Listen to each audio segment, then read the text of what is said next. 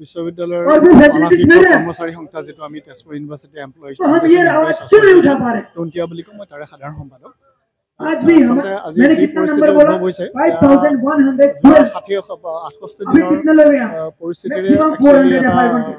যিহেতু ইমান দিন ধৰি এটা শান্তিপূৰ্ণভাৱে হৈ আহিছে এটা অচলাৱস্থা যিটো সৃষ্টি কৰা হৈছে উদ্দেশ্য প্ৰণোদিতভাৱে সেই অচলাৱস্থা দূৰ নোহোৱা যিটো ব্যৱস্থা কৰিব লাগিছিল তেওঁলোকে আচলতে সাধাৰণ যিখিনি এটা তেওঁলোকৰ যিখিনি আগ্ৰহ থাকিব লাগিছিল যে কিবা এটা ব্যৱস্থা কৰি আমি কাৰণ আপুনি চাওক যে ছাত্ৰ সমাজে হৈছে মুখ্য হেৰি বিশ্ববিদ্যালয় এখনৰ প্ৰাইমেৰী ষ্টেক হোল্ডাৰ্ছ হৈছে ষ্টুডেণ্ট তেওঁলোকৰ পৰা তেজপুৰ বিশ্ববিদ্যালয় আপোনালোকে এটা কথা জানিব যে প্ৰায় ৪৫খন চেণ্ট্ৰেল ইউনিভাৰ্চিটিৰ ভিতৰত তেজপুৰ বিশ্ববিদ্যালয় ওপৰৰ পৰা ৫ নম্বৰ মানৰ ভিতৰৰ পজিশ্যনত আছে য'ত নেকি তেওঁলোকে ফি কালেকশ্যনৰ পৰা হায়েষ্ট ফি কালেকশ্যন ছাত্ৰ ছাত্ৰীসকলৰ পৰা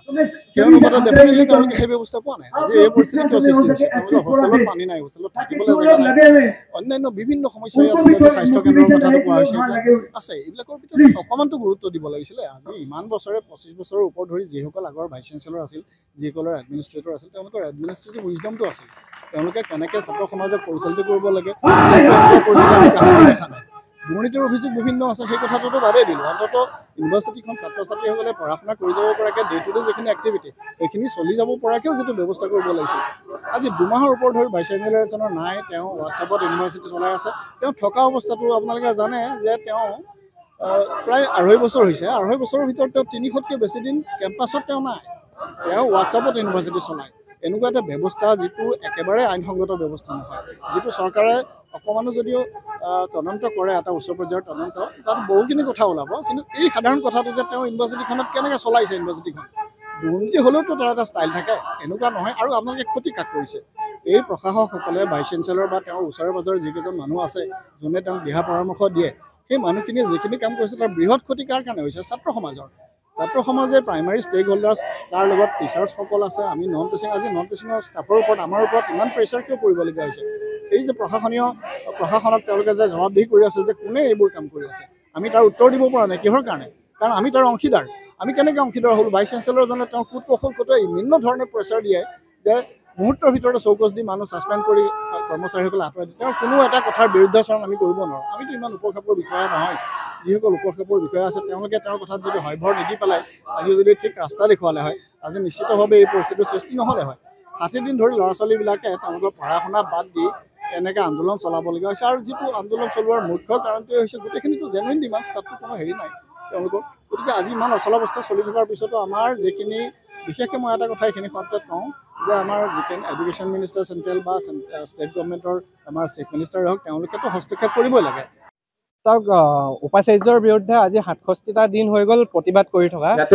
এই মুহূৰ্তলৈকে শিক্ষা বিভাগ কেন্দ্ৰীয় শিক্ষা বিভাগ ৰাজ্যৰ মুখ্যমন্ত্ৰীজন ৰাজ্যপালজনে কোনো ধৰণৰ ইয়াত বিশেষ গুৰুত্ব দিয়া পৰিলক্ষিত হোৱা নাই গতিকে ছাত্ৰ সমাজৰ এটা ধৈৰ্য আৰু সহ্য সীমা থাকে গতিকে তেওঁলোকে আজি বিশ্ববিদ্যালয়ৰ যি জ্যোতি তোৰণ আছে জ্যোতি তোৰণখন আজি বন্ধ কৰি দিবলৈ বাধ্য হৈছে আচলতে আমি বিশ্ববিদ্যালয় শিক্ষিত ছাত্ৰ হিচাপে আচলতে বিচৰা নাছিলোঁ যে এখন অসম আন্দোলনৰ ৮৫৫ জন শ্বহীদৰ ত্যাগৰ বিনিময়ত স্থাপন হোৱা এই বিশ্ববিদ্যালয়খনৰ এনেকুৱা এটা দিন দেখিবলৈ পাম কাৰণ চাওক ২০১৬ চনত আমি NIFৰ ৰেংকিঙত ৫ম স্থানত আছিলোঁ আজি আছোহি ৭৯ স্থানত আছোহি গতিকে আমি বিচাৰিছোঁ ভৱিষ্যত প্ৰজন্মই এখন ভাল বিশ্ববিদ্যালয় দেখা পাওক বিশ্ববিদ্যালয়ৰ উপাচাৰ্যজনে যি ধৰণে দুৰ্নীতি কৰিছে এয়া সাংবাদিক দাদা বাইদেউসকলে দেখিছে ইতিমধ্যে আপোনালোকক ধন্যবাদ জনাম আপোনালোকে নিৰন্তৰভাৱে বাতৰি প্ৰকাশ কৰি আহিছে কিন্তু এইবিলাক দেখি থকাৰ পিছতো ইমান বিয়াগুণ বিভাগ থকাৰ পিছতো কোনো কিয় গুৰুত্ব দিয়া নাই এয়া আমাৰ বাবে লাভটকীয়া প্ৰশ্ন এতিয়া এই মুহূৰ্তত এজন বিশ্ববিদ্যালয় উপাচাৰ্য অকলে কোনো দুৰ্নীতি কৰি এখন বিশ্ববিদ্যালয় ধ্বংস কৰিব নোৱাৰে তেখেতৰ এটা বৃহৎ নেক্সাছ আছে আজি বিশ্ববিদ্যালয়ৰ ইলেক্ট্ৰিচিটি বিলৰ নামত বৃহৎ সংখ্যক লাখ টকাৰ ওপৰত ধাৰ হৈ আছে কাৰেণ্টৰ লগতে যি পানী যোগান আঁচনি আছে পানী যোগানৰ সম্পূৰ্ণ ব্যৱস্থা ব্যাহত হৈ আছে বৰ্তমান সময়ত গতিকে ছাত্ৰ ছাত্ৰীসকলে এই মুহূৰ্তত ক্ষোভিত হৈ পৰিছে বিশ্ববিদ্যালয়ৰ যি হেল্থ চেণ্টাৰ আছে হেল্থ চেণ্টাৰ মেডিচিনৰ ছাপ্লাইও বৰ্তমান সময়ত একেবাৰে কম হৈ পৰিছে কি ঠিক হয়তো ২-৩ দিনৰ পিছতে মেডিচিন ছাপ্লাই শেষ হ'ব কিন্তু টকা পইচাৰ অভাৱৰ বাবে আমি মেডিচিন পাবলৈ সক্ষম নহ'ম আৰু এই মুহূৰ্তত আমি বিশ্ববিদ্যালয়ৰ যিজন মুখ্য অভিযন্তা আছে অভিযন্তাজনৰ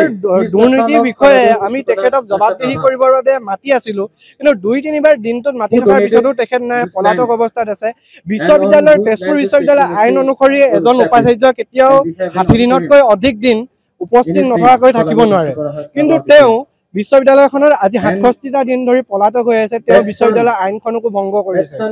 তাতকৈ ডাঙৰ কথা, দেশৰ মহামান্য উচ্চতম ন্যায়ালয়ে 2013 চনত তেখেতক পাটনা বিশ্ববিদ্যালয়ৰ এটা বিশেষ গোচৰৰ কাৰণে অযোগ্য উপাচাৰ্য হিচাপে ঘোষণা কৰিছিল। অযোগ্য উপাচাৰ্য হিচাপে ঘোষণা কৰা এজন উপাচাৰ্যক কিয় অসমৰ তেজপুৰ বিশ্ববিদ্যালয়ত তেখেতক উপাচাৰ্য হিচাপে ইয়াত নিযুক্তি প্ৰদান কৰা হ'ল, এইটো আমাৰ কাৰণে লাখটকীয়া প্ৰশ্ন। চাওক, কোনোবা ব্যক্তিয়ে নিজৰ কিবা কথাক লাগি পিনি কাৰোবাক সংস্থাপিত কৰিছে, সেইটো বেলেগ কথা, কিন্তু দেশৰ মহামান্য ন্যায়ালয়ৰ যে ন্যায়ক তেওঁলোকে যে সম্পূৰ্ণ ওলাই কৰি এখেতক ইয়াত সংস্থাপিত কৰিলে, তাৰ বাবে এই বিষয়বস্তুটো মানে শিক্ষা ব্যৱস্থাটো গেলিবলৈ আৰম্ভ কৰিছে আচলতে। গতিকে সেই বিষয়বস্তুটো আমি